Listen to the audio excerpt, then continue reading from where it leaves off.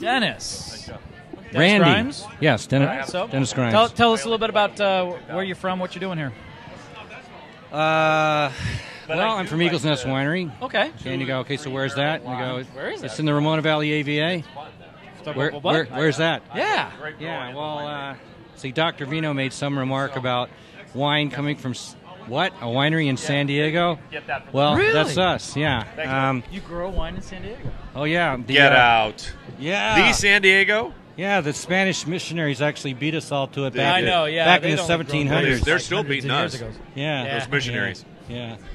Hey, your wife is a promoter of your place in a great way. Yes, and she's a great lady, too. She is a great lady, and behind every great lady is an even greater husband. Yeah. Well, That would be we you like that. and me in my case, too, because my okay, wife is... and I recognize that as a husband, I'm always wrong. Yeah, exactly. Exactly. Yeah, and we Yeah. know that. I know, and we have to accept that. So you guys are the same size as me, which I like that. I have a small winery in Sonoma Valley, Great. about 1,000 cases. I feel sorry for you. I do, and I feel sorry And you, for you. and you too. must have fallen down a flight of stairs on your head. I did. And had severe brain damage and thought you'd start a winery. Yeah. Imagine Yeah, that. pretty much. Yeah, we're there. We're there. Now I hear though that you guys are very, very your blog site is very listened to and sought after. You're like the number 3. No, number two. Number two. I Well, apologize. no, if you go on We Follow, you know, Yeah. all these rankings are, proprietary algorithms and whatnot. But yeah, Right. number 2 on We Follow for influence. Yeah, and see, we're- that's pretty yeah. cool.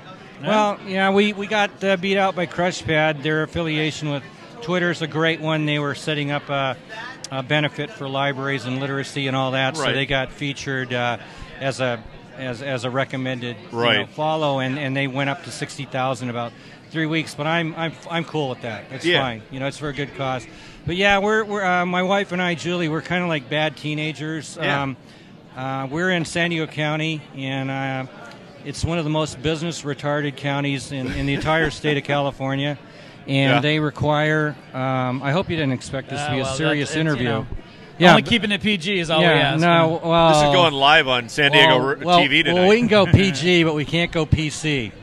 Okay, All right, I don't cool. do PC, but I'm no, cool. quarter of $1,000,000 for a tasting room permit in San Diego County, and if you're a businessman, there's no ROI on that. So, anyway, our supervisors are hoping to fix this problem the middle of next month, and they're going to try to grant boutique wineries tasting rooms by right of land ownership. I'm on agricultural land.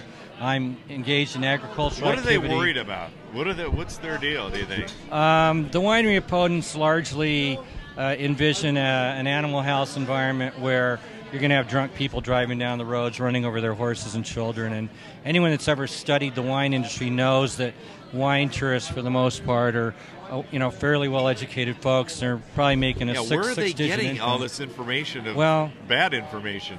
Somebody's listening to It's the wrong side well, of I the think road. it's partly the anecdotal. You get those kind of horror stories, the one horror story, and there's like probably not thousands even and one. thousands It's just the of- possibility of of no it. big deal.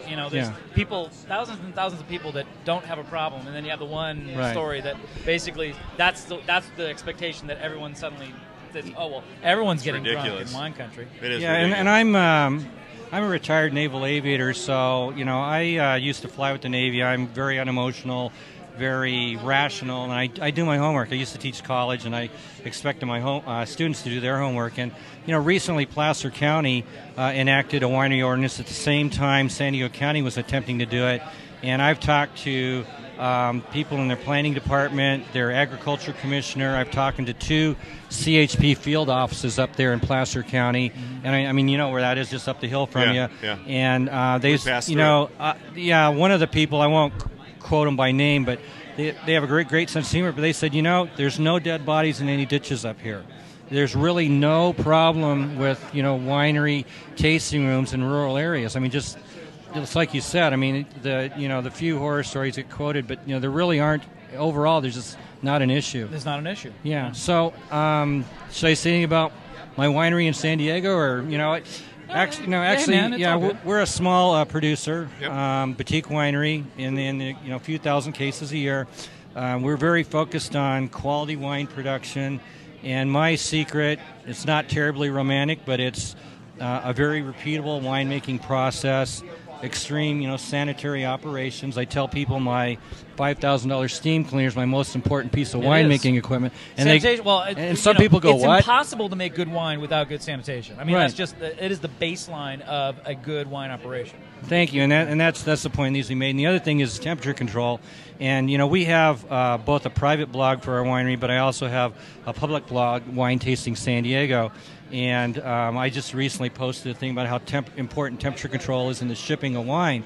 My wife recently bought some wine at a retail establishment, and it was from credible wineries, but when we opened the bottles, they were in the 4 to 5 year range, and we were kind of disappointed with the quality of the wine, but I attributed it to improper temperature control in the warehousing and transport of the wine. And a lot of people don't realize that only about 6% of these semi-trucks have refrigeration, and not all of them are, even if they're just insulated without the refrigerator unit, it's really temperature control is really important in wine, and you know that as a winemaker. So everything, all our wines are made, and after the fermentation is complete and they're barrel aging and or case good aging in the bottle, it's at about 58 degrees year round. And folks that let their wines get up into the 70-degree Fahrenheit, 80-degree Fahrenheit range are accelerating the temperature, chemical reactions in the wine 7 to 10 times. So our third secret of quality wine is temperature control. So in the last year, we've entered our wines into national and international competitions and picked up medals ranging from bronze to gold. We also make some ports, which I'm not allowed to put on the label, so we call them. What are you going to call it?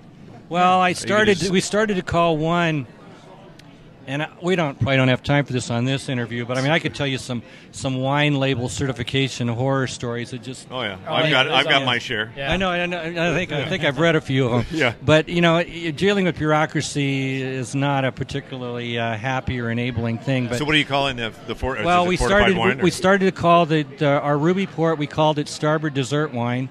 Okay. And then I got crapped on by a winery up in Northern California that has trademarked Starboard. And I'm going, as a Naval Academy graduate and a former naval officer, how do you trademark a very common nautical term? So there you are, and I'm not going to go further in that story, but anyway, you need good lawyers sometimes. Yeah, well, I'm with Mark Twain on that one. I think we need to kill all the lawyers, at least the bad ones. Yeah, but anyway, we've won several gold medals for the wines. We've gotten a couple of golds in New York, Finger Lakes competition, and also in Sonoma and the Grand Harvest competition down in L.A. Cool. And so that's given us some external validation of the quality of wine. I've got a lot of friends that could come up to the winery and they go, "Man, this wine's fantastic." So I'm going, "Yeah, right. Thanks for patronizing me." But the external validation is certainly helping. It is helping with that. Why don't you give out your URL one more time, and we'll. Okay. Our wine. My public blog site is winetastingsandiego.com. Just as it's spelled out. And then our private blog is eaglesnestwinery.ning.com. And then our Web 1.0 presence is eaglesnestwinery.com. Perfect. So, well, thanks. We really appreciate it. And I Guys, appreciate your small effort, like my small effort in this biz. 90% of the wineries in California, as you know, are small operations. And there's some famous New York wine writers that just really encourage folks to, if you want a quality wine experience, go to the small guys, go to this guy's place, and you're going to have a good experience. Thanks. And that's what it's all about, too, is Thanks, the experience. Randy. Thanks, man. I appreciate it very much again. If you want anyone else to get in trouble, just interview me again. Okay. Okay, bye. All right.